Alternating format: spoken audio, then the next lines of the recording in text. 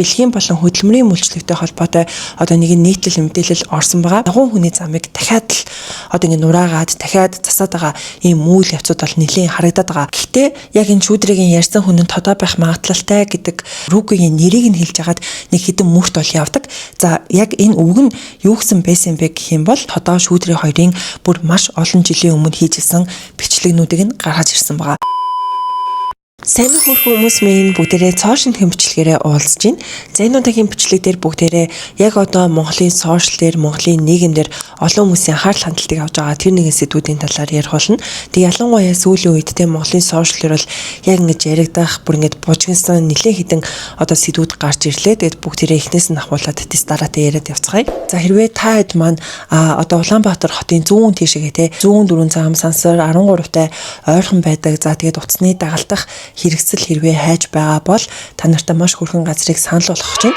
За энэ болохоор халдвартын яг автобусны буудлын дээр байдаг их хорт төвийн одоо 2 давхарт яг Mobicom-ийн хажууд 5 номерын лангуу байгаа. Тэгэд үнэхээр хөөрхөн загваруудтай кейс, утасны одоо зөөлтүүд те тэгэд маш гоё хөөрхөн юмнуудыг бол худалдаалт юм бэлээ. Би тэгээд яг саяхан уцаа солиод бас яг энэ газраар бол өгүүлчлүүлсэн. Тэгээд надад бол яг энэ харилцааны соёл за тэгэл яг тэнд байгаа бараа бүтээгдэхүүн бол хэрэг таалагдсан. Тийм болохоор та нартаа бас санал болгож байгаа шүү. Тэгээд та хэд маань хэрвээ зүүн зүгтээ ойрхон байдаг хүмүүс маань тэр газраар заавал үйлчлүүлээрэй. Бас энэ газар маань шууд онлайнаар захиалгаа өгж болно. Тэгэлэн онлайн шоп гэдээ байгаа. Тэгээд би энэ дээр пэйжийг нь оруулчихъя. Тэгээд та хэд маань бас яг энэ пэйж рүү ороод яг ямар утасны кейс байна, дагалдах хэрэгслүүд байна гэдгээ зургийг нь хараад чатаас нь асуугаад гэртээ хүргэлэн авах бас боломжтой. За хамгийн ихэнд яригдах сэдэв маань 16 настай охины одоо амь насанд хүрсэн онц ноцтой гэмт хэргийн одоо яг нийслэлийн хэмжээнд давж заалдах шатны шүүх хурал болсон байгаа. За яг энэхүү шүүх хурал нь 5 сарын 1-нд хамгийн эхлээд товлогдсон шүү дээ тий. За гэтэл 2 прокурор нь ирээгүй улмаас тус шүүх хурал дахин хоошлогдоод яг өчигдөр буюу 5 сарын 11-ний өдөр одоо нийслэлийн хэмжээнд дахин одоо давж заалдах хэмжээний шүүх хурал болж өнгөрсөн. За тэгээд ер нь энэ шүүх хурал нь бол яг өглөөнөөс орой хүртэл болж байгаа шиг харагдсан. Тэгээд яг эцсийн шийдвэр нь гэх юм бол анхан шатны шүүх хурлын одоо тэр хариуг одоо дахин гаргаж ирсэн гэх юм уу. Одоо жишээлбэл яг энэ цүүцэг эмэн дээр орсон мэдээлэл байгаа хгүй. За үүнээр 16 настай охины хэрэг дээр ган эрдэнэ, номин эрдэнэ нарыг цагаатгсан шийдвэрийг хിവэр үлдээлээ гэдэг ийм гарчигтайгаар одоо энэ мэдээлэл ингээд орсон байгаа хгүй. За үүнийг нь яг өмгөөлөгч анх хоёр гэдэг хүн өөрийнхөө фэйсбુક дээр оруулангуудаа олон нийт дандаа зөв боддоггүй гэдгийн хамгийн том баталгаа болсон хэрэг шүү дээ гэдэг ийм постыг бол оруулсан. Тэгээд яг энэ хүний пост дээрээ хүмүүс одоо ингээд дэмжиж байгаа ч байсан. За тэнгуүтээ ингээд уурлж байгаа, дургуутж байгаа хүмүүс ч гэсэн байгаа гэдэг нь бол харагдчихсэн. Тэгээд мэдээж хэрэг яг энэ хохирогч охины ээж болон түүний өмгөөлөгч нар одоо яг энэ шүүхийн шийдвэртэй бол санал нийлэхгүй байгаа гэдэг нь бол харагдчихсэн. За охины ээж бол яг үүнээс улбаалаад өөрийнхөө сошиал хаяг дээр хэд хэдэн одоо постуудыг оруулсан байгаа. За хамгийн эхлээд болохоор яасан их ихтгэл найдвар тээж байва. Шүүх хурлын шийдвэр гарахаас 40 минутын өмнө хэвлэл мэдээллийн хэрэгслээр анхан шатны шүүхийн шийдвэрийг хിവэр өглөөснийг зэрэг нийтэлж шүүх бүрэл түүн шийдвэрээ уншаад 20 минут болоогүй хурлын тоймоо нийтэлж байх юм а. Урьдаас төлөвлөгдсөн шийдвэртэй шүүх хуралд орсон юм шиг хүнд мэдрэмжийг авлаа. Даанч бүрнийг анхаарахгүй байхын аргагүй үг үйлдэлийг хуралдаан даргалагч гаргаад байсан. Сүүлдээ бүр зүдэрч яваа их намайг хүртэл буруутгах хандлагатай хуулийн байгууллагууд төдийгүй хэрэгт холбогдсон залуус сахим орчинд хилмигдэж байна гэж хүртэл хэлж байсан нь зөвхөндүүлжээ. Их хүний энэ хүнд зовлон надаар дуусах болтугай бурхан минь. Аврал ирж тэмцэж байсан алаг үрийнхээ хойноос ээж нь хамаг чадлаараа хашгирмаар байна. Эжийн сэтгэлээ барина. Охиныхоо төлөө эцэг хүртэл гомдлоо барах ёстой. Үнэхээр амар юм байна. Бүтэн системийн эсрэг явна гэдэг. Үнэхээр хэлэх үг олдохгүй байна. Би алдгаа алдсан алдах юм байхгүй. Айх ч юм байхгүй. Улсын дээч үг гэдэг нэг шат үлцэн би итгэл найдвараа хизээж алдахгүй гэдэг энэ постыг ингээд хамгийн түрүүнд оруулсан байгаа. За дараа нь болохоор өнөөдөр би нэг зүйлийг маш тод ойлголоо. Нэгдүгээрт дахин хэлье. Шудраг ёсны төлөө тэмцэнэ гэдэг заримдаа бүхэл бүтэн системийн эсрэг ганцаараа буюу багаараа зогсохтой адил байдаг юм байна. Энэ шийдвэр миний дуу хоолойг миний тэмцлийг зогсоохгүй. Энэ хугацаанд өвдсөн, би шаналсан, би олон шүн нойргүй хонсон. Өнөөдөр би зүрхээрээ уйсан. Гэтэ би үнийг мартаж дуугүй амьдрахыг сонгоогүй. Хоёрдугаарт хизээ нэгэн цагт би охинтойгоо дахин уулзна. Тэр үед ээж нь чадах бүхнээ хийсэн шүү гэж бардам хэлэх үгтэй байна. Гуравдугаарт ганц охин минь ийм нэгэмд 16 жил амьдраад хүний ёсноос гажуугаар хорвоог орхисон ч миний нэр төр миний цагтаа намайг хамгаална гэж боддог жирийн иргэдийн нэгэн адил ээж нь эцэг хүртэл эцсийн амьсгаагаа хураатлаа тэмцэх болно гэдгээ охиндоо амлая. Дөрөвдүгээрт хамгийн амжигтай нь шудраг бүс зүйл тохиолдохдоо биш, харин хүмүүс түүнд тасаж дуугүй болдогт байдаг юм байна. Би дуугүй болохгүй. Учир нь энэ зөвхөн нэг хэрэг биш. Энэ бол хэний ч гэр бүлд тохиолдож болох эмгэнэл. Энэ гэмт хэрэг бол өнөөдрийн Монгол улсын үнэн төрх эмгэнэл юм. Хэний ч хүүхэд, хэний ч амьдрал ийм системийн өмнө хамгаалалтгүй үлдэж болно. Өнөөдөр би уйлсан. Гэхдээ энэ бол төгсгөл биш. Үнийг хэлэх хүн үлдсэн цагт шудраг ёс бүрэн өгдөггүй. Хэдэн 10 жилийн дараа ч хэрэг задрах явдал байдаг. Үнэн тогтдол би тэмцэх болно. Би тэмцлээ үргэлжлүүлнэ гэдэг. Одоо энэ постыг оруулаад за энэ пост нь бол 5800 хүн одоо реакшн дарсан байгаа хгүй юу. Тэгэд хамгийн сүүлд гэх юм бол хуулийн харилцагаас шүүхийн хоёр шатанд мултарсан ч ёс суртахууны харилцагаас хинч зугтаж чаддаггүй. Цурам хийсэнгүй. Насанд хүрсэн 3 хүн 16 настай охин үрийг минь амиа алдахад үйлдэл оролцоогоороо хамааралтай гэдгээс би хизэж урахгүй. Гэмт хэрэг гарах нөхцөлийг бүрдүүлж орон байраар хангасан номин эрдэнэ чимдаамд батгаар юм байна хэмээн давс цацаж манчин амар шааж байна уу гэж хэлээд зогсож байсан хүмүүс гэмт үйлдэлийн оролцогч биш гэж үү. Түүчийн тайлбарласнаар хамжигч гэдэг нь урьдчилан төлөвлөсөн байх ёстой гинэ. Тэгвэл гинэд үүссэн нөхцөл нэг охины эсрэг хүчирхийлэл үлдэж байхад түүнийг таслан зогсоохгүй урьдчилан сэргийлэхгүй байсан хүмүүс ямар ч хариуцлага хүлээхгүй цагаатгцаар байх ёстой юм уу? Цахим орчинд янз бүрийн мэдээлэл явагдаж нийгмийг талцуулаа, хуулийн байгууллагын нэр хүндэд иргэд халдаж байна гэсэн агуулгатай үгийг хуралдаан даргалгаж хэлж байна лээ. Би хариулсан. Бүтэн жил гаруй хугацаанд би чимээгүй тэмцэн. Харин нэг өдөр ган эрдний ээж хэргийн газарт цагдаа нартай хамт очиж ярилцаж байсан бичлэгээ өөрийн олон нийтийн сүлжээнд нийтэлсэн. Ингэж болдог юм уу? Болох байсан юм бол ам хохирсон охины ээж намайг дуудчихгүй яавта. Тэд цагдаа прокурорууд ингийн нэгэн надад мэддэхгүй. Харин хэргийн газрыг хамгаалтанд авдаг хууль хайч утсан мөрдөгчөд гар утсаараа бичлэг хийсэн гэдэгч хавцас тэрэгт бүтнээрээ авагдаагүй. Хүү амны хэргийн газар ганц камер бариад очих техникийн хүчин чадал хаан уул дүргийн цагдаагийн газарт байхгүй гэж үү. Гэмт этгээдүүдийн сохтуурлыг хагас өдрийн дараа харт эмхтний шинжилгээний дүгнэлт сарын дараа гарч ирсэн байх жишээтэй. Энэ тэгээд хэрэг мөрдөн шалгах ажиллагааны зөрчил биш юм уу? Адилхан хүний хүүхдийг барьж хорих гэж улайрлаа гэж ярьж байна. Хэрэг үнэхээр миний охины өхөлд оролцоогүй үнэн сэтгэлээсээ гимшиж байсан бол хичээ ийм зүйл болсон юм а гэд улаан нүрээ тулаад ирэхгүй яасан юм бэ? Тэр залуусыг төрүүлсэн эхчүүдэд их хүний нинжин сэтгэл өчүүхэн төдиж алга гэж үү. Та нар надтай адил үрээ хөхний сүгээр өсгсөн ээжүүд биш гэж үү?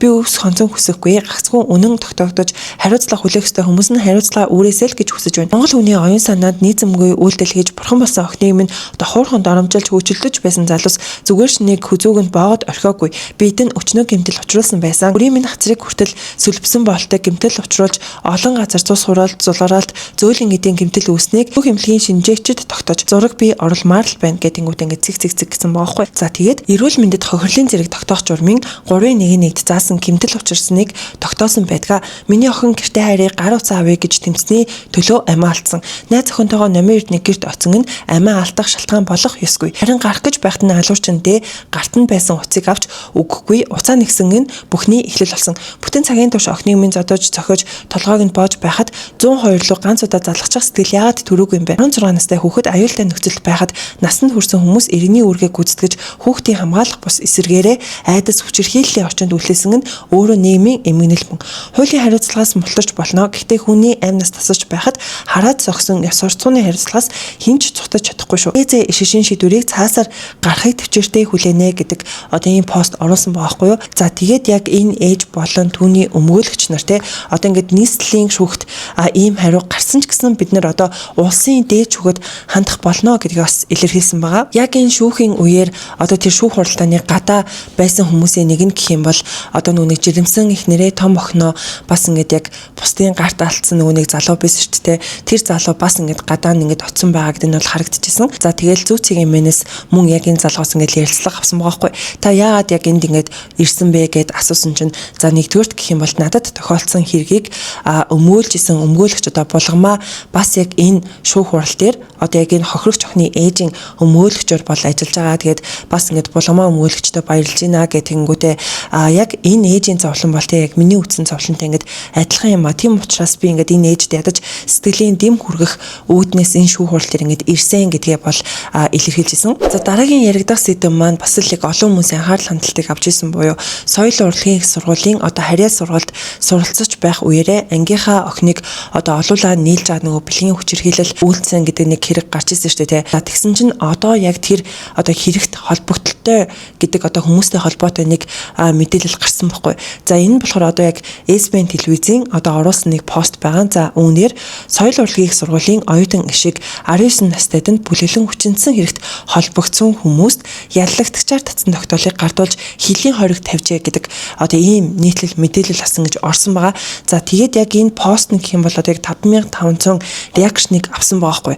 Тэгээд хүмүүс яг энэ хэрэг дээр юу гэж харж байгаа вэ гэх юм бол те үнэхээр тэр хэргийг хийсэн бол одоо тэр хэргийг нь өөрүүлэх хэрэгтэй гэдэг байдлаар л хүмүүс хандчихсан. За дараагийн яригдах сэдв маань бэлгийн болон хөдөлмөрийн мөлчлөгт орж исэн те одоо гадаад улс оронд байсан 94 иргэнийг одоо эх оронд нь авчирлаа гэдэг мэдээ бас явж исэн. За энэ нь болохоор 5 сарын 5-нд яг 60 цаг хэмээн дээр орсон байгаа хгүй юу. Гэхдээ энэ сайтаас гадна ер нь л одоо масс цэг имиж гэдэг юм одоо ер нь хэд хэдэн сайтууд дээр яг энэ мэдээлэл явж байгаа гэдэг нь бол харагдчихсан. За тэгээд энэ дотор болохоор биеийн үлдэх охтыг зүүн өмнөд Азийн орнууд руу өндөр цалинтай ажилд зуучлах нэрээр хуурам эхэлж авчичоод биеийг нь үнэлүүлэх монголчууд руу чиглэсэн цахим гэмт хэрэг үйлдвэрлэх хэрэг гарч байна. Бүгд найрамдах Хятад ард улсын иргэдийн санхүүжүүлж Мьянмар улсад байгуулсан KK паркт Монгол улсын 12 иргэний зорчих эрхийг хязгаарлан албатан хөдөлмөр эрхлүүлж цахим заллан хийлгдэг байсан хэрэг гарсан. Тухайн иргэдэн гэмт бүлэглэлтэд элсэж цаартаа 4-5 мянган ам долларын цалин авч Монгол улсаас тухайн бүс нутг руу дахин хүмүүс авчрах ажилд зуучлагчаар оролцож байсныг нь тогтоон хилээр нэвтрэх үед нь дайчлан баривчилжээ. Сүүлийн 10 жилийн хугацаанд гадаад улсад бэлгийн болон хөдөлмөрийн мөлчлөгт өртөж байсан 94 иргэдийг гадаад харилцааны яамны консулын газар болон тагнуулын ерөнхий газартай хамтран эх оронд нь авчирчээ. Эх оронд авчирсан иргэдийн оршин сууж байсан улсаас ангилбал бүгд найрамдах Хятад ард улсаас 28 иргэн, Мьянмар, Малайз улсаас тус бүр 18 иргэн, Лаосоос 11, Камбожоос 9, Таиландаас 5, Туркээс 2, Филиппинээс 2, бүгд найрамдах Солонгос ард улсаас 1 иргэдийг авчирчээ гэдэг ийм мэдээлэл асан гэд явж исэн. Тэгээд та хэд манаас ингээл анзаарч байгаа байх те. Одоо гадаадад одоо ингэж одоо юу гэмдэ дарамт шахалтаар те бэлгийн болон одоо ийм хөдөлмөр эрхлүүлээд тэгээд тэр хүмүүс нь болохоор ингээд яг цахимаар одоо Монгол улсаас хүмүүс бас ингэж авчирдаг. За тэнгуүтэ Монголд байгаа хүмүүсээс ингэж луур хийгээд сардаа бүр 4-5 мянган ам долларын одоо цалин тэр хүмүүст ингэж авчирдаг байсан гэж аахгүй те. Тэгэхээр энэ хүмүүс бол туртайдаа бол хийдэггүй байсан. Дээрээс нь дарамт шахалт одоо өгдөг те хоол унд өгөхгүй байх, айлгах, зодох гэх мэтчлэн янз бүрийн байдлаар яг тэр хүмүүс ингэж доор дарамт шахалтаар ингэ байдаг гэдэг үг байгаад байгаа байхгүй. Тэгээ би бас нэг өмнөх нэг бичлэг дээр ярьжсэн шүү дээ. Яг энэ талаар бас нэг YouTube бидэг бэлгүүн гэд залуу ярьсан байлээ. Тэгээ таад мань заавал тэр бичлэгийг нь үзээрэй гэд хэлжсэн. Иймэрхүү зүйлүүд бол маш их байна. Тэгээд хэдүүлээ дахиад л нүг сонор сэрэмжээ алдахгүй байхгүй бол бүр үнэхээр ийм аимшигтай хэрэгүүд бас зөндөө гараад байгаа байхгүй. За одоо бүгдээрээ дараагийн яригдах сэдв рүүгээ орцгоё. За энэ сэдв нь улс төртэй холбоотой гэх юм уу, Нямбатартай холбоотой хэдэн яригдах зүйлүүд гарч ирсэн. Нямбатар өөрийнхөө сошиал хуудаснаа сүүлийн үед яг нэг юм одоо хот доторх хэдэн одоо юм байршлууд дээр очиод за тэр байршлууд дээр нь болохоор яг л нэг юм хуучирсан хүн ашигладаггүй нэг тийм барилга байгууламжууд байдаг шүү дээ. Яг тэр байгууламжууд дээр ингээ очингуудаа за энэ барилгыг нураагаад энэний оронд нэг юм одоо ногоон байгууламж барья гэл энэ барилгыг нураагаад нэг иймэрхүү юм хийя гэх мэтчлэн тийм бичлэг ингээд хийгээд яваад байгаа гэдэг нь бол харагдчихсан. За тэгсэн чинь нэг бичлэг дээрээ болохоор яг л нэг юм хуучирсан нэг байшин байгаа хгүй. За тэгсэн чинь энэ байшинг одоо нураахын тулд одоо доотлол нь 300 сая төгрөг орох юм байна. За яг энэ мэтчлэн 10 байшин нураахын тулд одоо ингээд 3 тэрбум төгрөг орох юм байна гэдэг бичлэг нь бол ингээд задарсан байгаа. За тэгээд хүмүүс өгөн дээр нь бол нэлээд шүүмжлэлтэй хандж байгаа гэдэг нь бол харагдчихсан. За одоо жишээлбэл яг энэ Наранбаяр Төмөн Дэмбэл гэдэг одоо хүн өөрийнхөө сошиал хаяг дээр яг энэ бичлэгийг ингэж тастаж оруулангуудаа дараа надад тал мөнгийг нөхчгөө би 150 саяар одоо найзуудаа дагуулад дорн болгоод өгье. Татвар төлөгчдийн мөнгөөр үнэнхүү тоглож байдаг шүү. Ганц ийм байшин хамгийн багадаа 300 сая айн гэдэнгүүтээ яг тэр бичлэгийг ингэж оруулсан байгаа байхгүй. Хөрөнгө оруулалтын манай хариуцсан залуу энд сая тэмдэглэж авлаа. Бид нар энэ нэг одоо энэ байшин нуулахад хамгийн багадаа 300 сая төгрөгийн зардал гарч байгаа. Тэгэхээр нөгөө нэг байшин. Тэгээ 10 байшин нүүлэхээр 3 тэрбум төгрөгийн зардал гарна. Яг энэ бичлэгийг нь бүр 195 мянган хүн үзээд тэгэд ер нь бол лайк хааха ангри дарсан гэдэг нь бол харагдчихсан. Мөн яг энэ асуудал дээр зандаа өөрийнхөө сошиал хаяг дээр одоо ингэ өөрийнхөө үзэл бодлыг бол илэрхийлсэн байлээ. За үүн дээрээ болохоор Баатар нэг айлын байшинг нурааж буулахад 300 сая төгрөг болдог гинэ. 10 айл бол 3 тэрбум. Энэ одоо юу вэ? Ямар гэжийн дээр юм бэ? Гадуур бизнес болгон дампуурч үүд хаалга хааж байхад төрд ажиллагсаад ягаад ингээд баяжаад халааслаад сууж байдаг. Ардын намынхнаас нэг зүйл асууя. Одоо та нар болчихж болдоггүй юм уу? Их орноо ингэж илгээр нь хэвтүүлгээ. Нам доторх энэ амар хулгайчуудтайгаа тэмцэхгүй юм уу? Эсвэл хамтдаа хулгай хийгээд бүгд төмсөгдүүлчихдэг юм уу? Эсвэл дараагийн хулгайч нь болох гээд цагаа хүлээгээд хулгай зэлгийг нүдэн ханаад өнгөрөөдөг юм уу? Ардын намынхан байна уу? Монгол улсаа бодъё тэхүү. Нэг айл нураахад өгсөн 10 сая төгрөг байсан ч нураагаад өгөх хүмүүс цаар нэг байгаа. Юу 300 сая вэ? Алхам тутамд хулгай нүүрлчихсэн ардын намынхан хүү над дараах сэртээ хулгайчуудаа зайлуулаач. Яасан хүний хүн шиг гарууд вэ та нар чинь? Эсвэл монгол хүн над намд чинь байдаггүй юм уу гэд яг ийм пост оруулаад тэгээд энэ хүү пост нь нэлээд олон хүмүүст хүрсэн буюу те 6600 реакшн авсан гэдэг нь бол харагдчихсэн. Тэгээд яг энэ пост нь 1200 удаа одоо цаашаа шеэрлэгдсэн байгаа хгүй юу? Дараагийн Нямбатартай холбоотой бас нэг яригдах зүйл нь одоо Нямбатарын Facebook троллууд гэдэг нэг бичлэг бол цацагдсан байгаа. За тэгээд үүнийг нь болохоор Монгол мэдээ гэдэг энэ пэйж дээр ингэж оруулсан байгаа хгүй. Тэгээд яг энэ бичлэгийг харахад бол нэлээд амар харагдчихсэн л да. Одоо ингэж баахан утас ингэж ноутбукуудтай ингэж ханаар дүүрэн тэнгуут ингэж тэр нэг ингэж ажиллаж байгаа гэдэг нэг тийм бичлэг байгаа хгүй юу?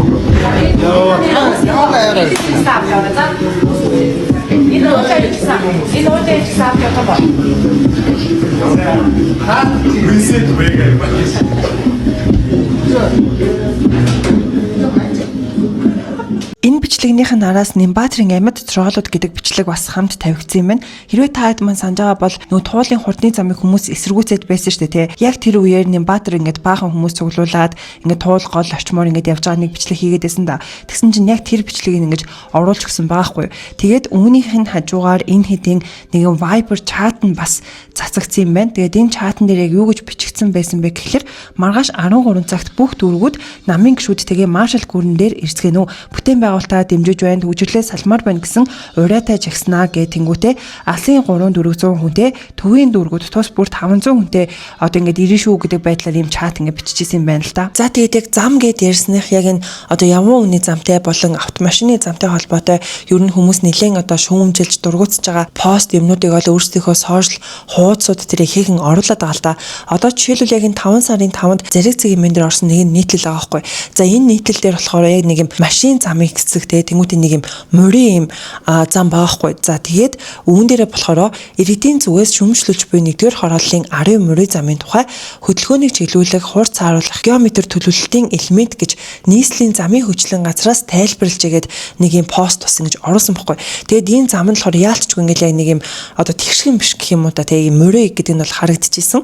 За тэгээд хүмүүс энэ постн дээр болохоор баха ингээл хаахаа дараал англи дараал за мэдээж хэрэг бас зарим хүмүүс нь лайк дарсан гэдэг нь бол харагдчихсэн л та. За энэ мэтчлэн хүмүүс ингээд маш их шүүмжилж байгаа. За үүний хажуугаар яг одоо энэ ягуун хүний замыг дахиад л одоо ингээд нураагаад дахиад засаад байгаа ийм үйл явцууд бол нэлээд харагдаад байгаа. Одоо жишээлбэл яг энэ хан уул дүүрэг 19 дэх хороолол 120 мянгат гэдэг одоо энэ Facebook групп дээр орсон пост байгаа хгүй. За энэ постн дээр овоо ажил нь яваад байна гэхээр төгсгөлүүдээ хийхгүй яг энэ чиглэлээр 7 онлоо хин түлтэйгээд байгаа сэтгэлгүй албаныхан бэ. Эко хан уул дүүрэг гомдлоо хийх хэрэгтэй байна. Өглөө орой бүр явдаг зам хурдан янзалж өгөө. Чигээрээ зуны 3 сарч болж магадгүй байхаа гэдэг нэг ийм одоо постыг энэ хүн оруулсан байгаа хгүй. За тэгээд миний бас хартгаар болохоор яг манайгээр энэ 19-ийн үйлчлэгээний төвтэй нэлээд ойрхон байдаг. Тэгээд жил болгон яг энэ замыг дахин янзлаад байдаг байхгүй. За би бол үүн дээр бол үнэхээр дургу уур бухимдалтай хандж байгаа. Яагаад тэгэхээр нөгөө охиноо ингээд хэрэгтэй наваад гарахаар дандаа ингээд зам янзлж байгаа гэл бүр нэг юм шороон дээр те нэг юм айгүй хэцүү байгаад байдаг. Тэгээд би бас гайхаад байдаг. Яагаад жил болгон энэ замыг дахиад ингээд нураагаал дахиад янзлаад байдгийм бэ? Үнэхээр юм чанаргүй юм хийгээд байдаг юм уу? Эсвэл үнэхээр мөнгө идэх гээд ингээд байдаг юм уу гэд бол үнэхээр гайхаж байгаа. Тэгээд жил болгон дахиад энийг ингээд янзлаад байдаг. Ер нь яг энэ мэтчлэн хүмүүс энэ ягууны зам ингээд жил болгон янзлах юмаа гэд пост бичлэгүүд бас нэлээд их оруулж илээ. Зүгээр байгаа замыг одоо ингээд хауулын 19 дээр яагаад авч байгааг их мэдэхгүй нэ. Үгүй юм аа. Тэгтэй газар нь шинээр тавимаар гэж. Шинээр тавим. Нийслээс бол жил болго явгууны зам ингээ бордюрыг сольж ин. Энийг зарим иргэд одоо төсвийн зардал өргөн үлдээх бохимдолтой. Таны хувьд одоо эргөөний хувьд ямар байр суурьтай?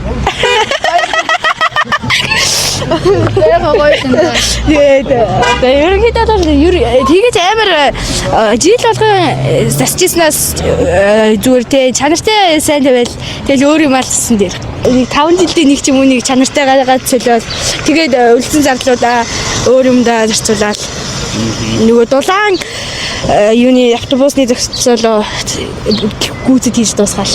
Тэгсэн л дээр гэж бодчих. За баярлалаа.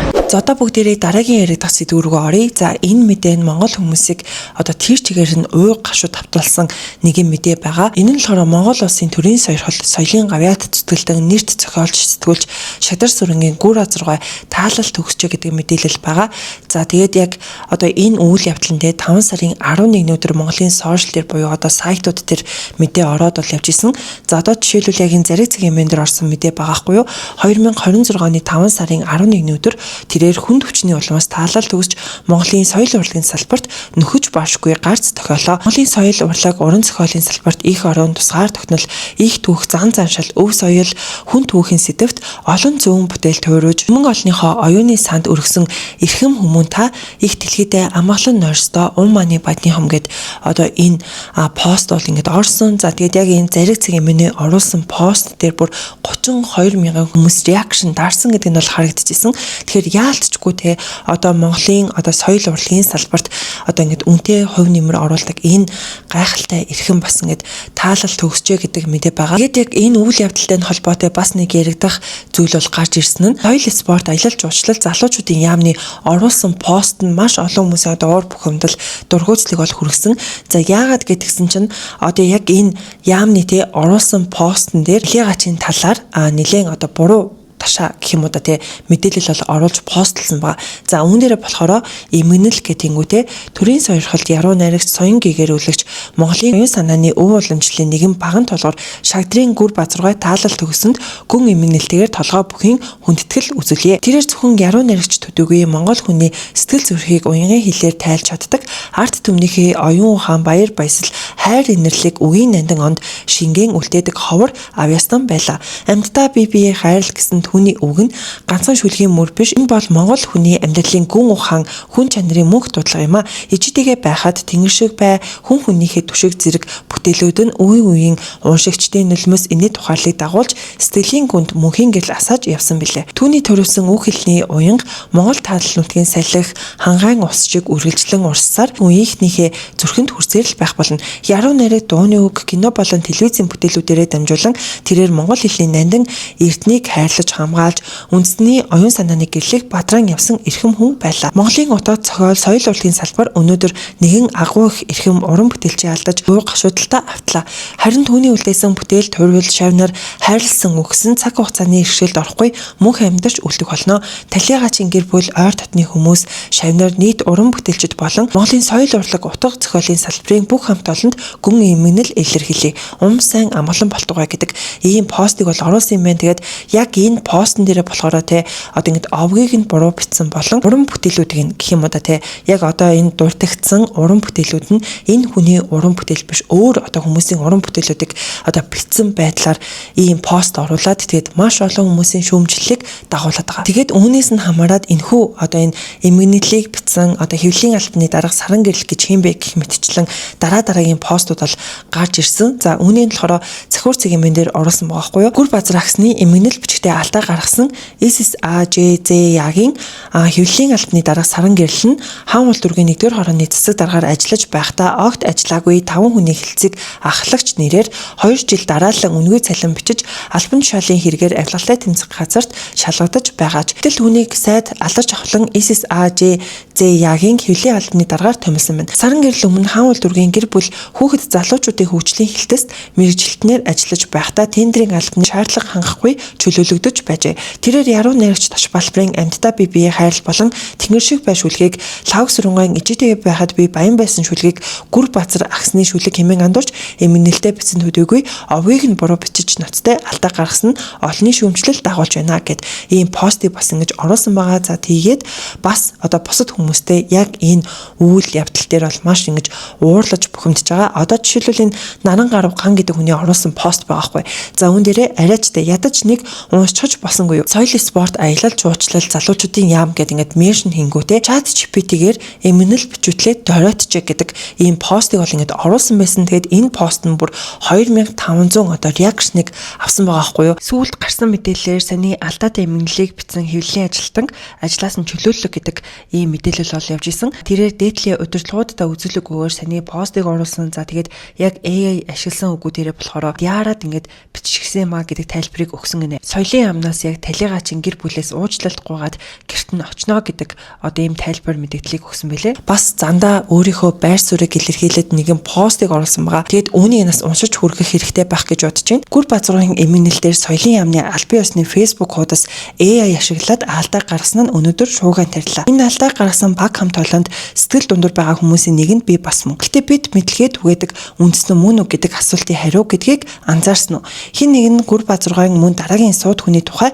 хиймэл оюухан ашиглаад намтрыг нь бичүүлэхээр алдаа гарч иж байгаа биз. Алдаа гарч байгаа шалтгаан нь нөм AI Монгол үндэсний бусадтай хуваалцсан мэдлэгээс л дундажлаж нэг зүйл бичсэн шүү дээ. Хэрвээ бид жишээ нь яруу найраг сонирхогчдод хангалттай хэмжээгээр мэдлэгээ хуваалцсан бол AI төөрөх байсан уу? Энэ мэдчлэн төсөөлөд үзээрэй.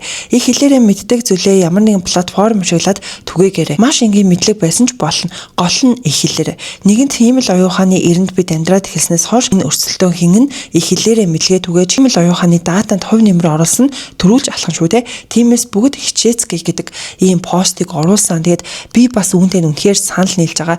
Тэгэд үнэхээр одоо ингэ бодохоор тийм бааз дээ. Энэ AI, энэ ChatGPT, Cloud интервалтэй яалтчгүй нэг интернет дээр байгаа мэдээлэл дээр суурлаад одоо тэндээс хайлтаа хийж байгаа ингэж гаргаж ирдэ штэ. Тэгэхээр бид нар өөрсдөө интернет дээр хангалттай ийм мэдээлэлтэй яг үнэн бодит зөв мэдээлэл бичдэггүй учраас одоо ийм зүйл гарч ирж байна гэдэг зүйлийг бас нөгөө талаас ингэж харуулж байгаа байхгүй. Тэгээ би бол үүнтэй үнэхээр санал нийлсэн. Тэгээд Зандагийн энэ пост ч гэсэндээ бүр 4800 реакшныг авсан байгаа байхгүй. Та хэд маань бас нэг зүйлийг анзаарж байгаа бол яг энэ Зандаач гэдэг юм уу та тий яг иймэрхүү хүмүүсийн постууд дандаа тэр чигээрээ лайк байдаг. Одоо ямар нэгэн бусад постууд ингээл лайк хаха ангри гэдэг ингээд хамт байж идэг бол яг иймэрхүү хүмүүсийн постууд бол ерөөсөө нэг ангри ингээл sad ч юм уу тий эсвэл тиймэрхүү зүйл байхгүй яг л лайкаараа байдаг байхгүй. За одоо бүгдээрээ дараагийн ярих сэдв рүүгээ орцгоё. За энэ сэдв нь болохоор саяны хэд хоног за бүр хэд хоногч гэлтгүүгээр бүр өнөөдрийг одоо хүртэл үргэлжилж байгаа тий олон хүмүүсийн анхаарал хандалтыг авсан олон хүмүүсээр ингэж яригдж байгаа сэдв буюу одоо яг жүжигчин шүүдэр цэцгийн тий нэг X-ийнхаа талаар одоо ярьж байгаа бичлэг бол ингэж цэцэгдээд бүр ингэж бүүн болсон шүү дээ тий. Яг ингэж Facebook дээр, Instagram дээр, Threads дээр хэрвээ та хэд маань энэ одоо платформуудыг ашигладаг бол айл үшээний харсан байх гэж бодож байна. За ер нь л бүгдээрээ ямар нэгэн байдлаар хараад эсвэл нэг таньдаг хүнээс ч юм уу сонсон мэдээлэл болов гэж бодож байна. За тэгээд энэ бичлэг нь бол хамгийн эхлээд яг асууцыг юм дээр 5 сарын 9-ний өдөр орсон бичлэг юм байна. Яг бүтэн бичлэг нь 21 минут 21 секундын урттай. За тэгээд яг энэ асууцыг эмээнийхэн болохоор одоо яг юм алтартай за эсвэл амжилттай явж байгаа хүмүүсийг оруулаад My Career гэдэг одоо ийм цуврал бичлэг бол хийд юм байна л да. Тэгээд яг жүжигчин шүүдэр цэцэг бол яг хамгийн сүүлийнх нь одоо зочноор урагдаад за өөрийнхөө одоо амьдрал карьерийн талаар буюу те одоо яг энэ ажил мэргэжил за тэгэл сүүл нүг фитнесийн тэмцээнд ороод 3 медаль аваадсан шүү дээ те. Яг тэр фитнесийн тэмцээн за тэгэл гэр бүл ээж одоо Америкт сурсан түүх за тэгэл X бас нөхөр хорим гэл ингээд бүх сэдвийн хүрээнд яг энэ бичлэг дээр ярьдаг байхгүй. За тэгсэн чинь мэдээч хэрэг яг тэр X-ийнхаа талаар ярьж байгаа яриаг нь хүмүүс даслаад сошиалэр бол бүр ингээд одоо сошиалыг донслогсон гэх юм уу да тий. Яг тийм бичлэг бол цацагдсан. За хэрвээ та хэд маань үзээгүй байх юм бол одоо яг нэг X-ийнхаа талаар ярингуудаа би тэр X-ээс салахын тулд Америк руу явж ингэж одоо сурахаар болсон. Яагаад гэх юм бол яг тэр хүнтэй байхдаа би Лартмагийн амьдралыг одоо Лартмагийн амьдралаар амьдраад байгаа юм шиг надад яг тэгж бол санагддаг байсан. Тэгээ тэр хүн надаас ингэ салахгүй гэдэг те. Хэрвээ сална гэх юм бол чамайг би буцаагаад X-тэй ч нийлүүлнэ. Эсвэл чамайг алчаад өөрийнхөө амиг хорлно гэх мэтчлэн надад бол тэгж хэлдэг байсан гэдэг талаараа ярьдаг байхгүй юу? Америк явсан шалтгаан маань мэдээж боловсрол нь нэгдүгээрт байсан ернээ хамгийн том одоо зорилго нь нөгөө найз залуугаасаа салаад өмнөх найз залуугаасаа салаад явж исэн. Би амар айдаг байсан тэр үнээс Монголд салахад би аягүй олон жил үзээд тэг юус салахгүйсэн. Тэг тэр нь надад нэг юм Лартмагийн амьдралаар амьдраад байгаа юм шиг мэдрэмж аягүй өгдөг байсан. Би чамайг алчаад өөрийгөө ална ч гэдэг юм уу те. Эсвэл чамайг би өмнөх X-т ч л өгнө. Тэгэхгүй бол би өөр хүнтэй нийлүүл тэр чинь алаад, өөрийгөө алаад, чамайг алаад гэх нэг юм амар ийм амьдрал донд байсан болохоор ер нь бол нөгөө өөртөө амар хайртай хүн чинь ер нь бол зүгээр л холдъё, зүгээр энэ хүнээс эсэн мэнд ирүүл салъя гэдэг тийм бодолтойгоор ер нь бол Америк салаад явсан. Тэгээд яг үндсэн бичлэг буюу яг энэ асууцын эмэн дээр орсон бичлэг нь бол бүр 2,200,000 хүнд хүрсэн те. Бүр энэ хэмжээний маш олон хүмүүс үзсэн гэдэг нь бол харагдчихсан.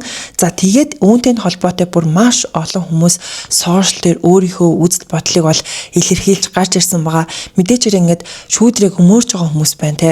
Одоо ингээд те бүр ийм зүйлт байдаг байсан гэж штэ хэдий цаг хугацаа өнгөрсөн ч гэсэндээ ингэж хэлэх нь зөв үү гэх мэтчлэн шүүдрийн талд байгаа хүмүүс байгаа. Нөгөө талд болохоор яагаад одоо те энэ олон жилийн дараа яагаад заавал дахиад ингээд X-ээ ярьж гарч иж байгаа юм бэ? Түр ярихгүй байж болох байсан шүү дээ гэх мэтчлэн хүмүүс яриад байгаа байхгүй. Тэгээд ерөнхийдөө бол хүмүүс яг энэ X-ийг нь жүжигчин Тодог гэж хүмүүс л онцолж ярьж байгаа. Тэгэл ялангуяа ингээд одоо шүүдрээ Тодог гэдэг энэ пост бичлэг бол одоо ингээд Facebook дээр бүр битүү яваад байгаа байхгүй. Мэдээж хэрэг хүмүүс ингээд яг энэ хоёр өнцгөөс бүр маш олон пост бичлэгнүүдийг оруулж байгаа учраас нь би яг айл алиг ингээд өмөрсөн те хүмүүсийн одоо сэтгэлдлүүдийг оруулах гэж бас хичээлээ. За үнээр энэ кейс дээр Threads дээр арай оюун дүгнэлт хийх чадвартай хүмүүс байгаа юм байна. Facebook дээр байгаа эхнэр хүүхэдтэй болсон байхад яах гэж татархад хорлоод байгаа юм бэ? Тэр үедээ хэлэхгүй яасан бэ гэдэг сэтгэлдлүүд хараад үнэхээр манай улсын дийлэх олох таг түүхээ санагдах юм а. Ардчилсан улсын иргэд ийм дорой үзэл санаатай байх гэж дээ. Одоо тэр хүн сошиал дээр харагддаг шигээ байгаа гэсэн ямар ч баталгаа байхгүй шүү дээ. Хүчирхийлэгч бол хүчирхийлэгч шүү дээ гэдэг ийм пост байна. За тэнгуүтээ бас нэг өөр одоо энэ уянга гэдэг одоо хүний Facebook дээр оруулсан пост байгаа байхгүй. За үүн дээрээ би хувьдаа Тодог нүдэнд дулаахан авьяастай сайхан залуу гэж боддгоо. Тэгэж хүн зодож нүддэг гэдэгт итгэхгүй байна. Харин шүүдэр цэцэг хитрхи эд мөнгө нэр хүндэд туртай нэг л тийм шулмлаг хүүхэн шиг санагддаг. Ер нь бол хандлт авахын тулд энэ хүмүүс хэнийг ч хамаагүй гүтгэж уландаа гიშгэж харлуулдаг болжээ. Шүүдэр цэцгийн ярьж байгаа нь хэр үний юм болтоо мэдгүй юм да гэдэг одоо байдлаар нэг эмэгтэй ийм пост оруулсан байхгүй. Тэгээд ер нь бол яг энэ уянга гэдэг энэ хүн болохоор ингээл part 1, part 2 гэдээ бүр part 7 хүртлээр бичлэгнүүд оруулсан байсан. Тэгээд энэ бичлэгнүүд дээр болохоор яг Тодогийн одоо энэ шүүдрийн л эмээ юм шиг байгаахгүй те. Нэг эмээтэй хамт ингээл бичлэг хийгээд байгаа бичлэгнүүдийг ингээд part 7 хүртэл ингээд оруулсан гэдэг нь бол харагдчихсан. Гэхдээ яг энэ шүүдрийн ярьсан хүн нь Тодоо байх магадлалтай гэдэг зүйлийг яаж харж байгаа вэ гэхлээр шүүдрээ яг тэр бичлэг дээрээ ярьдаг байхгүй юу. Намайг ингээд Америк руу явсан хойгоор ингээд намайг байхгүй байхад манай гэрт очиод бэр гуйчихсан байсан. Манай эмээтэй хамт бичлэг хийсэн байсан гэж бол ярьдаг. Тэгэхээр Тодогийн энэ эмээтэй хамт ингээд хийсэн бичлэгнүүд нь одоо дахиад ингэж гарч ирсэн байгаа. За үүнээс гадна яагаад Тодоо гэж харж болохоор вэ гэхээр бас яг шүүдрээ тэр бичлэг дээр ярьсан байсан л да. Темпо бол ингээд намайг бол үнэхээр хайрладаг байсан. Намайг хэлж чаддаг болгосон хүн бол яалтчгүй темпо тэгээд битүүрийн үерхэл бол яг ийм хүүхдэрээ гинэн цагаан яг ийм хайр байсан юм а гэж ярьдаг байхгүй. Тэгэхээр ер нь бол энэ хүн нь Тодоо байх магадлалтай гэдэг нь тэндээс харагдаж байгаа юм болов уу гэж бол бодсон. Темпо ч намайг яг эрхэлж сургаж ирсэн байхгүй анх. Яг юм хил мэлээ хаздаг болгож бүр ингээд тултал нь эрхлүүлдэг байсан. Хоёулаа хүүхдтэй байсан, хоёулаа юу ч мэддгүй байсан. Учраа мэдгүй хоёр нөхөр очиад гар гараа хөтөлцөөл нийлцсэн. Хоёрын нөхөрлөл айгүй тийм гинэн цагаахан тэгээд нэг юм ялцчгүй гэгээлэг ямар ч тийм хар бараа муу мухаа дурсамж ингээ бодигээд ч байдгүй. Тэгээд яг тэрүүгээрээ дурсах айгүй дуртай. За тэгээд цаашлаад энэ асуудал бол бүр ингээ цаашаа бүүн болсон гэж бол хэлсэн шүү дээ. Тэгээд хүмүүс бүр AI ашиглаад бүр ингээ шүүдрийн өмнөөс бүр ингээ дуу гаргуулсан байгаа байхгүй. За тэр нь бол яалтчгүй хүн өөрөө цохиож дуусан дуу бол биш, хиймэл оюуханаар гаргасан гэдэг нь бол харагдчихсэн. За энэ дууных нь үг нь гэсэн чинь зарим хүмүүс Америкт мөрөөдлөө хайж очдог, харин зарим нь өөрийгөө аврахаар явдаг. Камерны өмнө төгс инээмсэглэл, камерны ард нойргүй шүнүүд. Хүмүүс намайг азтай гэдэг байсан, харин би амьсгалахыг л хүсдэг байсан. Хот даяараа нэрийг минь мэддэг мөртлөө хинч намайг үнэхээр хараагүй. Би хүчтэй гэж бүгд хэлдэг мөртлөө яагаад чимээгүй уйслыг минь мэдээгүй. Сошиал дээрх зураг болгон сайхан амьдрал шиг харагддаг. Гэтэ зарим зураг тусламж гуйсан хэлбэр байдгаа гэд одоо яг ийм үгтэйгээр бүр хиймэл оюуханаар ийм дуу гаргасан байгаа байхгүй юу. Намайг үнэхээр хараагүй чи хүчтэй гэж бүгд хэлдэг мөртлөө яагаад чимээгүй уйсныг минь мэдрээгүй сошиал дээрх зураг болгон сайхан амьдрал шиг харагдаг гэхгээ зарим минь эмсэглэл тусламж гуйсан хэлбэр байдаг. хамгийн одоо сонирхолтой гэх юм уу, амарч гэх юм уу. За хүмүүс яг энэ тодоо шүүдрийн хоёрын бүр маш олон жилийн өмнө хийжсэн бичлэгнүүдийг нь гаргаж ирсэн байгаа. Тэгээ бүр хаанаасаа олдын гэмээр бичлэгнүүдийг нь бол гаргаж ирсэн бэлээ. За хамгийн ихний бичлэг дээр болохоор хоёулаа яг нэг юм дээл хүмүүс ч гэсэн тэг ингээд дуулаад ингээд одоо тоглож байгаа байдлаарч гэдэг юм уу да нэг юм фан бичлэгийг нь бол гаргаж ирсэн байсан.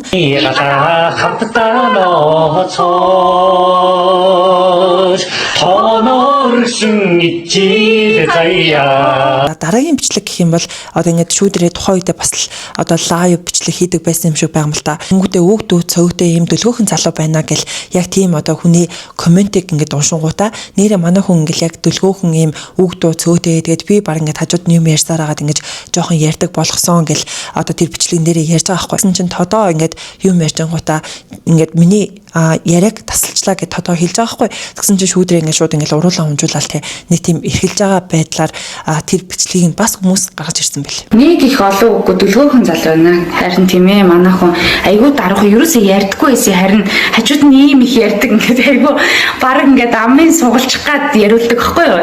Яриач яасан ийсэн ингээд тэгээд ингээд яриулсаар хагаад ер нь манай хүн бас тодорхой хэмжээнд ярьдаг болчиход байгаа. Ерөөсөө ярьдаггүй хүн байхгүй юу? Анх тэгэл бид хоёр ч нөгөө танилцаал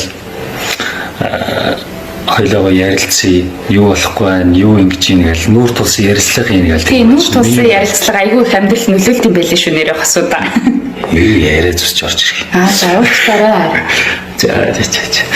тэгээ ерөөсөө ингээ өмөлцчихдээ тэгээ манай энэ чи хэрхээ яриа зүсч орж ерөөсөө яг хүүхчиг гараас ерөөсөө гарахгүй тэгээд миний охинтой юм шиг л байдаг штеп тэр за машгүй ингэж яагаад тийм дээр болохоор одоо яа гэдэг хүмүүс ингээл скрин рекорд тэгээд ингээд хадгалаад байдаг юм уу яаж ингэж хадгалаад энэ бичлэгнүүдийг нь гаргаж ирээд байгаа юм бэ гэдэг хүмүүсээс гарч ирсэн байлээ л дээ. Тэгээд яг миний бодлоор одоо гэдэг хүмүүс нэг скрин рекорд бол хийж хадгалаагүй баха зүгээр хүмүүс нэг юм хандлт авах гад одоо ингээд нэг пэйж хөгжүүлэх гээд ингээл олонний танил хүмүүсийн ингээд бичлэгнүүдийг нь оруулаад хадгалаад явж идэв шүү дээ. Яг тиймэрхүү зүйлээс гаргаж ирсэн болов уу гэж бол би хувьдаа бодож байгаа.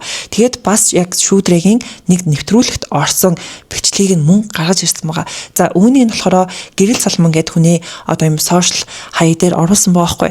За энэ бичлэгийг ингээ оруулангуудаа би жүжигчин тодоогоо өмөрнөө жүжигчин тодоогийн найз энэхүү бичжээ гэх тэнгуүтээ яг энэ жүжигчин тодоогийн найз нь бицэн гэдэг зүйл одоо юм текстийг нь бол оруулж ирсэн байгаа. Миний найз тодоо 1990 оных жүжигчин шүүдэр цэцэг 1989 онд төрсэн үе тэнгийн л хоёр.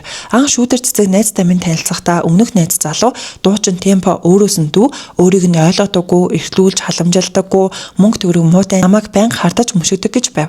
Найзуудаараа нийлж хаяа гарч ороход хүртэл темпо хорвогийн хамгийн муу залуу мэтэр ярьдаг байваа. Миний найз тодоо шүүдэр цэцгийг мөн ч их эрхлүүлсэндээ та нар хүсвэл хамт байхдаа аялж зугаалж өмсөж зүүж байсныг нь хар. Заавал ижлэгэн хувцлаж бичлэг зураг даруулна гэж шүүдэр цэцэг ятгадаг байсан юм шүү. Шүүдрийн ээж алтан цэцэг нь хүн л увертаад баахан өөрширний асуудал оршихсан байхад муулаад байсан экс тодоо нь машина зарж төлж байв. Тодоо тэнэг хүнэлтэй унаж явсан ланд 200-аа зараад шүүдэр цэцгийн ээжийн өрийг өгөө зогсохгүй үлдсэн мөнгөөр нь англи хэлний байхгүй шүүдрээ найз охиноо хэл сураад иргээд Америк явуулсан хүн шүү.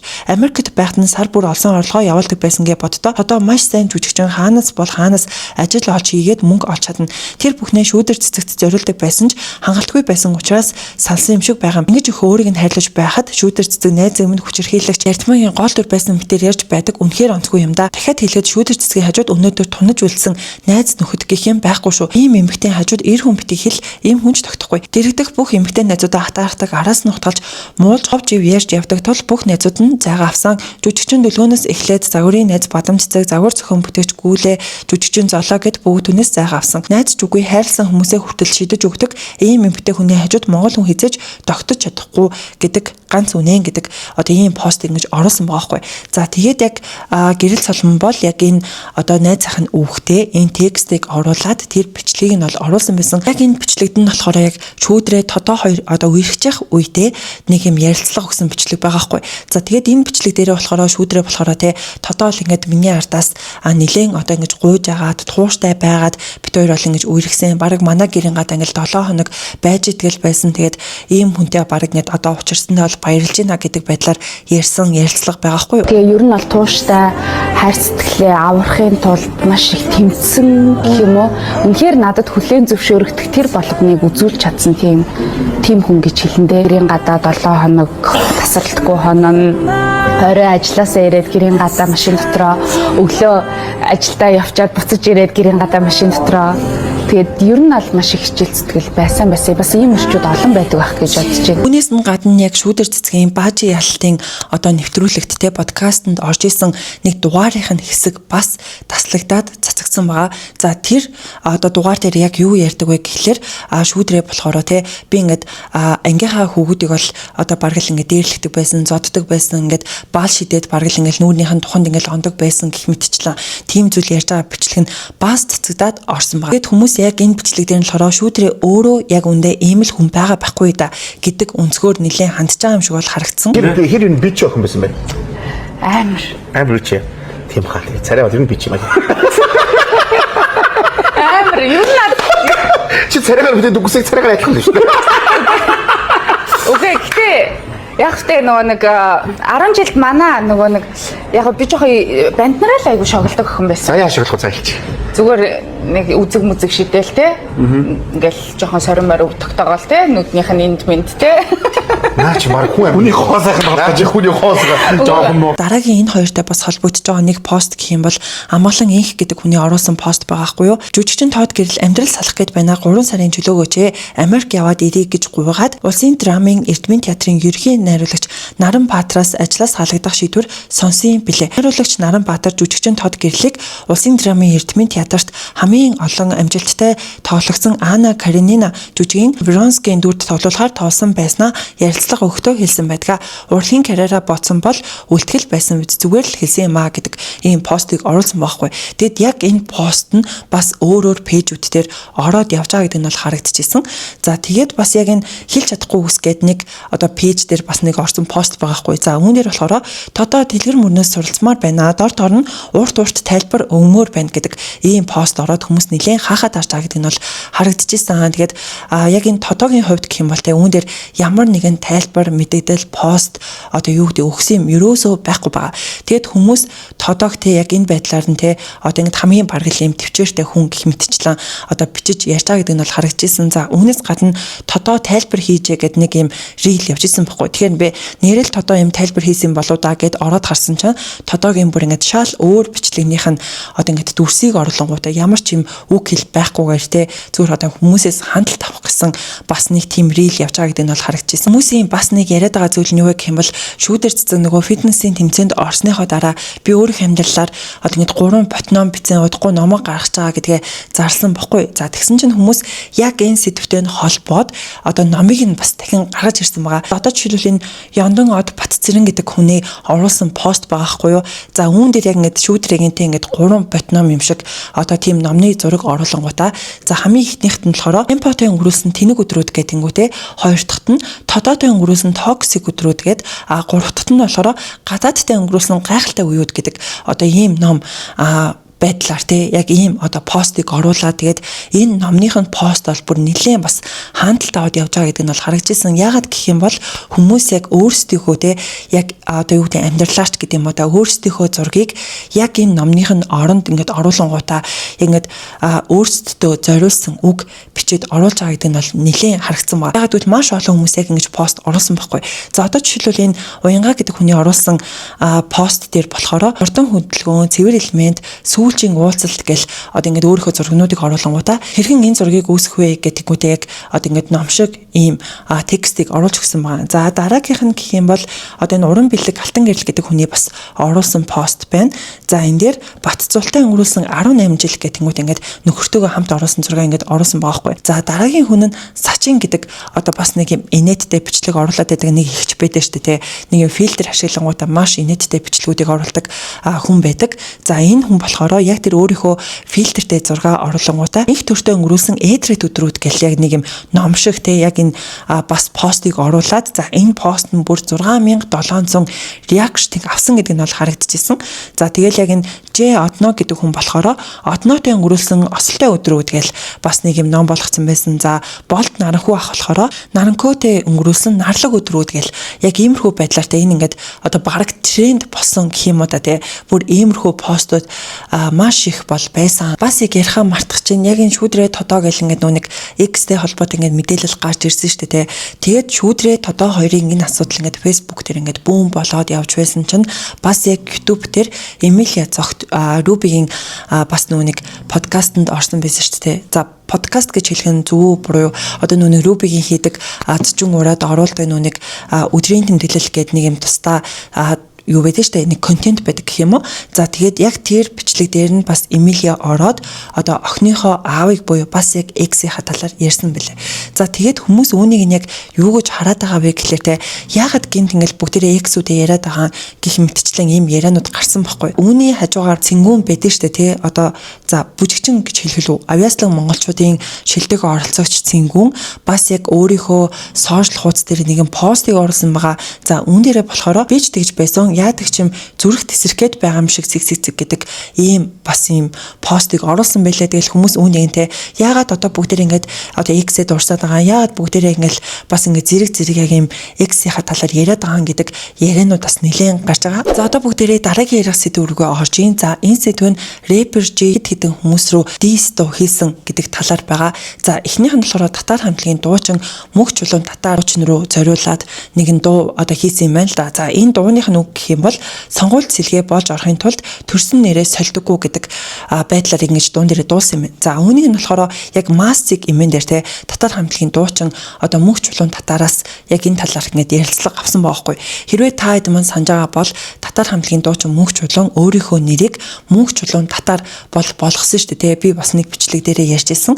За тэгсэн чинь яг энэ татар хамтлагийн дуучин үүн дээр яг юу гэж хэлсэн юм бэ гэх юм бол те одоо ингэж J дуун дээр бол намаа ингэж дуулсан бэлээ. Тэгээд үүнийг манай найзууд сонсчоод над руу ингэж бол явуулсан. Тэгээд үүн дээр нь би ямар нэгэн тайлбар эсвэл ямар нэгэн дис хийхгүй угаасаа татар хамтлагийн хувьд ч хэрүүлэр дуу бол хийдэггүй. Үүн дээр ингэж хариу үйлдэл бол хийхгүй. Хэрвээ хариу үйлдэл хийхээр бол одоо яад энэ ингэж рингэн дээр одоо гардаг ч юм уу да те гэх мэтчлэн тиймэрхүү л одоо хариу арга хэмжээ авах хаа түүнээс бол ингэж дуу юм бол хийхгүй гэдэг байдлаар ярилцлага өгсөн бэлээ. Яг манай G маань бол намайг яг хийсэн юм найзууд хэлсэн. Тэгээ би бол нэрээ солиогүй, нэрээ нэмсэн байгаа.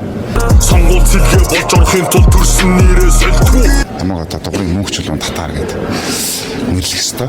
Тэгэхээр бол манайраа рэпер G маань бол жоохон буруу андуурж бас дис хийсэн мэлээ. Рэпер G-ийн дараагийн одоо дис хийсэн хүн бол Руки байгаа. За сүүлд Гинжин болон G2 нийлээд одоо нэг нь дуу хийсэн. За энэ дуу нь болохоор нөөв сэлгээ гэдэг нэртэй дуу хийсэн баггүй. За үүн дээрээ яг Рукид зориулаад Рукигийн нэрийг нь хэлж хагаад нэг хэдэн мөрт бол явдаг. За яг энэ үг нь юу гэсэн байсан бэ гэх юм бол Алтан сонирхолгүй Рукигийн левел Согтоод сошиалор юу гэсэн CEO-д таарыг амжилт хүсье. Амтан зодож аваагаа муулж ам барьж явсан түүхгүй. Сүүл холболтооч мэддэггүй гарууд миний флоуыг шүүхгүй гэдэг одоо ийм одоо үгүүдийг тэр дуун дээрээ оруулж өгсөн байхгүй. Сонирхолгүй Руки левел хүсье. Согтоод сошиалор юу гэсэн CEO таарыг амжилт хүсье. Амтан зодож аваагаа муулж ам барьж явсан түүхгүй. Гэдэг байдлаар яг энэ дуун дээр ингэж оруулж өгч дуусан байгаа байхгүй. Тэгэд одоо яг энэ нүг хэлсэн үг нь байгаа штэ тий. Ам барьж явсан түүхгүй гэж ааштай тий ам барьсан гэхээр Рукигийн яг сүлд нэг юм сагсан бөмбөгийн тэмцээний дундуур дуу дуулжин гутаа яг нэг хүнт ингэж хэрүүлж байгаа бичлэг бол задарсан шүү дээ тий яг тэр үеэр ам барьсан буюу одоо ингээд өөр ингээд хэрүүлээ хийгээд ингээд одоо юу гэмдэ микрофон ингээд доошлуулсан чинь дуун цаана нь явж исэн гэдэг нь бол сонсогдож исэн шүү дээ. Тэгэхээр яг тэндэн зориулаад энэ үгийг хэлсэн болов гэж бол би хувьдаа бодсон. За одоо бүгдээрээ дараагийн ярих сэдв рүүгээ орж ийн. За энэ сэдв нь нэлээд сайхан баяртай мэдээ байгаа. За эхнийх нь яригдах зүйл гэх юм бол одоо яг энэ мод гэд пэйж дээр орсон нэгэн одоо бичлэг байгаа хгүй. За энэ бичлэг дээр 10 болон 11 дугаар ангийн нэг 4 хүүхэд нийлээд туул голоо аврах гэх юм уу та тий туул гол гэл одоо ер нь голсонд нэлээд юм хог бохирдол ингэж явж идэв штэ. Тэр хог бохирдлыг одоо ингэж голын эрг рүү гаргах нэг тийм гайхалтай төхөөрөмж хийсэн юм байна. Одоо яг инженерчлэлийг ашиглаад нэг тийм гайхалтай төхөөрөмж хийсэн юм байна. Тэгээд үүнийг нь мод гэдэг пэйж дээр ингэж ороод одоо энэ дүүнэр бол ийм гайхалтай юм зүйлийг бол хийсэн байна. Тэгээд цаашлаад яг энэ бусад мундаг инженерүүдтэй нийлж агаад бүр энэ санааг баяжуулаад бүр илүү гоё болгох юм зүйл бол байгаа юм байна. Тэгээд энэ ундааны сав одоо жишээлбэл ингээд хийгээд үзэхэд ингээд ирэг рүүгээ гараад ирж байна гэдэг байдлаар нэг бичлэг бол явж байгаа байхгүй. Тэгэд үүнийг нь хараад надад бол бас үнэхээр бүр вау ямар мундаг юм бэ гэж хэлмээр бол санагцсан. Яалтчгүй тэр голд байгаа тэр хог бохирдлыг ирэг рүү ингэж гаргаж ирэх зүйлийг бүр 10 11 дугаар ангийн хүүхдүүд одоо гэрийн даалгаврын хүрээнд хийсэн байна гэж боддоо бүр үнэхээр мундаг байгаа зү тэ. За ингэсээр ингэж явсаар хагаад энэ нэг гаргаад ирэх юм. Энэ харагдаж байгаа нэг юм шар юм болохоор усан дээр ингээд баг хөвөд байрлалцсан. Тэр энэ ирж байгаа сэнснүүд нартай хөвөд ирж байгаа энэ лаац, хуунцар, хөөсөнцөр гэдэг нэг юм цэвэрлж чаддгүй, голдроос авч чаддгүй юм хогнуудыг автоматар буюу өөрөө ингэж бичнийхээ урсгалд сэнснэ хэрэгсээр байгаад иргэд агууга гаргаж хайдаг. Тэгээд ийм цав руу хийчдэг ийм солиотой инженерийн шийдэл хийсэн байна. Энэ бол бүр үнэхээр гайхалтай санаа, бүр үнэхээр мундаг байгаа зү тэ. Яалтчгүй бүр ингээд одоо юу гэдэг инженерчлэл гэдгийг ингээд харуулж чадсан юм шиг санагдсан. Тэгээд яг энэ мод гэдэг энэ пэйжийн энэ хөвчлэг нь бүр сая 700 мянган хүнд буюу бүр маш олон хүмүүст ингэж хүрсэн гэдэг нь бол харагдчихсан. Дараагийн ярих сэдэв маань бас маш гайхалтай эерэг мэдээлэл байгаа. За энэ нь болохоор багшийн дээдийн автобусны буудлын доор байдаг нүхэн гарц байдаг шүү дээ тэ. За тэр нүхэн гарцыг 500 хүүхэд нийлээд одоо ингээд засварлахад бэлдээд угааж цэвэрлж гинэ гэдэг бичлэг бол ингэж одоо сайтууд мэдээллийн одоо их сурвалжууд дээр бол ороод явж илээ. За тэгээд миний харснаар энэ хүүхдүүд бол бас л яг 10 жилийн ахлах ангийн хүүхдүүд юм болов гэж харсан. За ямар тааж тэгээд маш олон хүүхдүүд нийлээд яг тэр нүхэн гарцыг угаагаад цэвэрлж байгаа гэдэг нь бол харагдчихсан. Амар гоё санагдаж байна. Би бүр амралтын өдрийн нойроо харамслахгүйгээр хүрээд ирлээ. Энэ бол бас үнэхээр одоо ийм баяртай мэдээ байгаа зү тэ. Тэгээ одоогийн хүүхдүүд ч бүр ямар ч мундаг болсон юм бөөнөрөө нээлээд яг иймэрхүү ажил ингэж айгүй идэвхтэй оролцдог ийм мундаг болсон байна. Тэгэд ер нь энэ хүүхдүүдийг бас ингээ харахаар ирээдүйн ингээд Монголын ирээдүй маш ийм гайхалтай гэрэл гэгээтэйж байгаа юм шиг тэ. Тэгээ бүгдээрээ энэ бүх хүүхдүүдтэй томоос том баяр хүргэцгээе.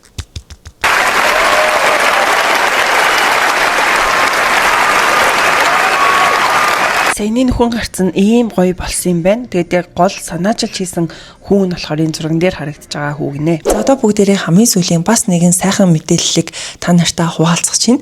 За энэ болохоор Physical Asia-гийн одоо Япон улсын баг тамирчдын яг усан цэлтийн спортоор одоо хичээлдэг гэд одоо бараг л яг тэр Physical Asia-гийн хамгийн царайлаг нэг оролцогч байсан шүү дээ. За энэ болохоор Katsumi Nakamori гэдэг одоо энэ тамирчин маань Монгол улсад ирсэн гэдэг маш гайхалтай сайхан мэдээлэл бол явж байгаа. За тэгээд үүнийг болохоор яг Physical Asia-гийн тэр нэг Spark Agency-гийн захирал дэлгөөн бол өөрийнхөө story дээр бол оруулаад явж илээ. Тэгээд яг энэ Япон улсын баг тамирчид ирсэн гэдэг ийм гайхалтай мэдээлэл бол байна. Тэгээд би болохоор наадмын үеэр буюу орхон баярыг одоо баярлах үеэр нь энэ Япон улсын баг тамирчид ингээд багаар ирэх юм болов гэж бодож исэн чинь яг энэ усан цэлтийн тамирчин нь яг одоо Монгол улсад ирчихсэн байгаа юм байна. Тэгээ маш гоё юм дулаахан гоё цаг агаартай байхад ирлээ гэж бол бодож байна.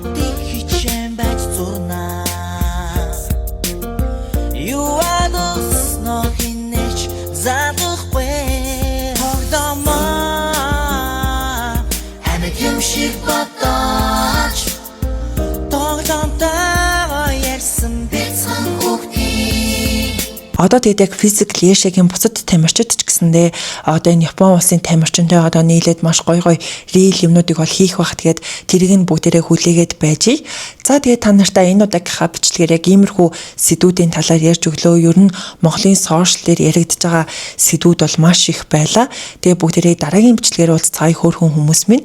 Тэгээд та хэд маань энэ хүртлүүлсэн бол лайка дараарай. Тэгээд бас subscribe дараагүй бол заавал дараад өгөөрэй манайхан. За тэгээд би энэ хоёр талдаа Facebook, Instagram-а бол байнга оруулаад явж байгаа. Та хэд манаас орж дагаарай. Тэгээд дараагийн бичлэгээр уулзцаая хөөрхөн хүмүүс минь түр баяртай.